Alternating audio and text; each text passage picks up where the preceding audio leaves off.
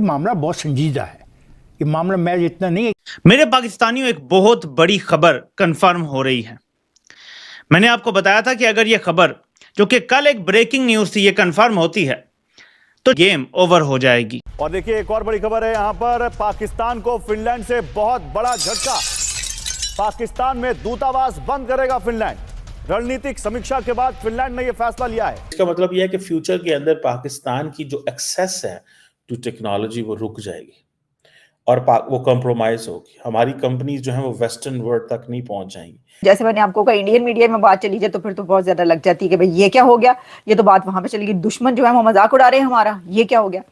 तो भाई दुश्मन की ते अपने की ते गैर की ते अपना मजाक खुद ही बने हुए हैं। अंदाजा कर लें आप, अब आप इससे अंदाजा कर लें कि क्या बताऊं मैं और क्या बोलूं। बोल ही दिया मैंने सारा कुछ, और की मैं बोलना चाहिए। ये चल रहा है जी वहां पे। अब देखिए अगले चंद घंटे बहुत क्रूशल है पाकिस्तान के अंदर। लेट्स सी के क्या होता है। ये वो सवालात हैं, ये वो इम्कानात हैं, ये वो तनाज़ात हैं जो पाकिस्तान की जोग्राफियाई सियासत को और पाकिस्तान के माशी मुस्तकबिल को तब्दील कर सकते हैं।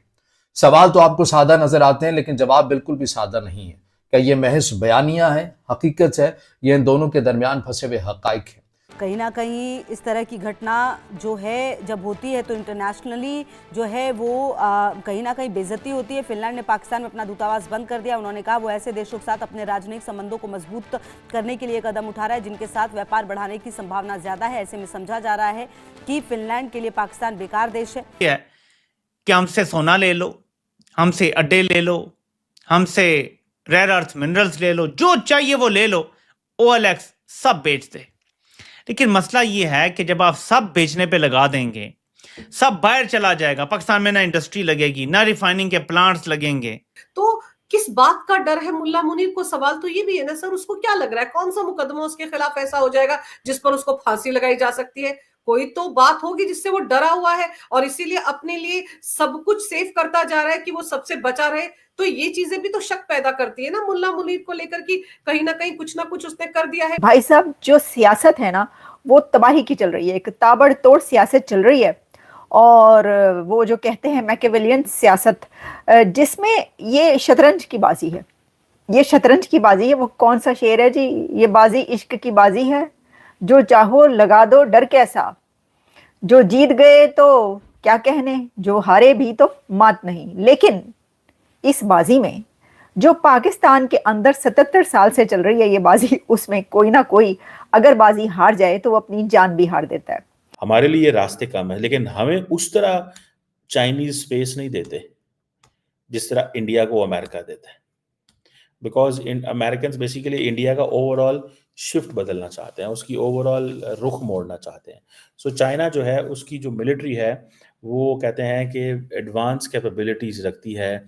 उसके पास जो हाइपरसोनिक वेपन्स हैं, स्टेल्थ एयरक्राफ्ट है, एडवांस सबमरीन्स हैं, यहाँ पर cyber and space warfare assets जो हैं, न्यूक्लियर वेपन्स जो हैं, वो कहते हैं ये एडवांस लेवल पे। और ये जो तुलसी गैबर्ट साहबा हैं उसने ये बातें बताई हुई हैं, ठीक है जी, इंटेलिजेंस जो असेसमेंट्स में। और उसने ये कहा है कि the most capable strategic partner, एक ही मुल्क है जो कैपेबल है और वो चाइना है, और कोई कैपेबल नहीं है। या अगर ये कहा जाए मोस्ट कैपेबल और भी हैं, लेकिन that is the most capable.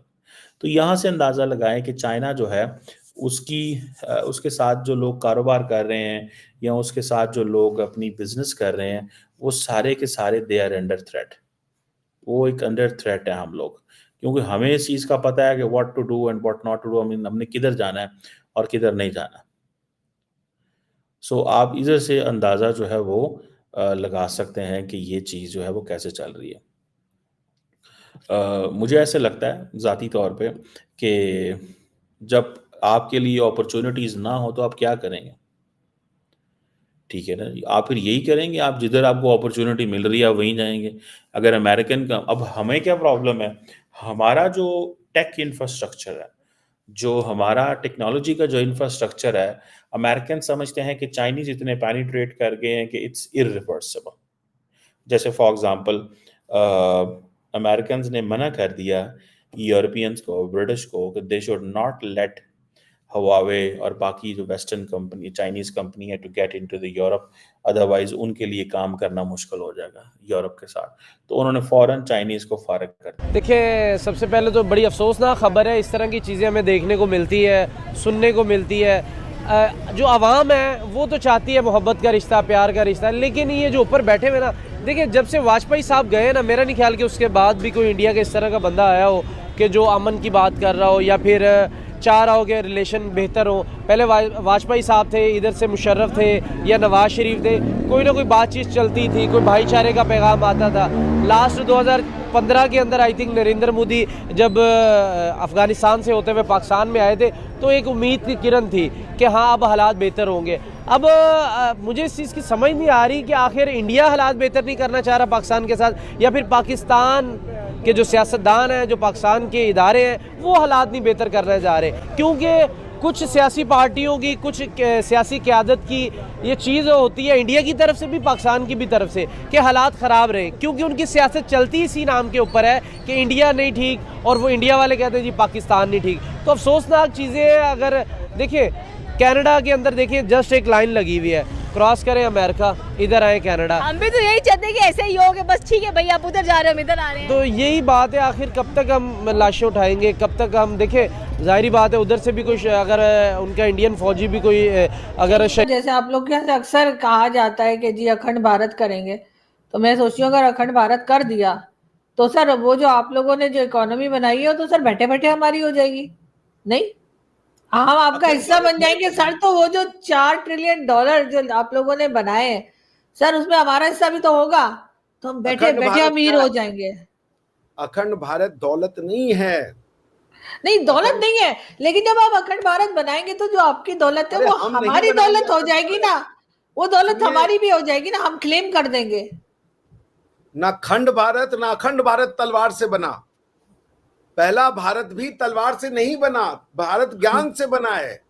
आप समझिए, आप दुनिया के सारे देश, जब मैक्स मुलर लिखता है कि Indians are good at philosophy but they don't have history, उसके कहने का मतलब है ये तो कॉन्क्वेस्ट नहीं है, इनके राजा के पास पॉलिटिकल पावर कैसे आया।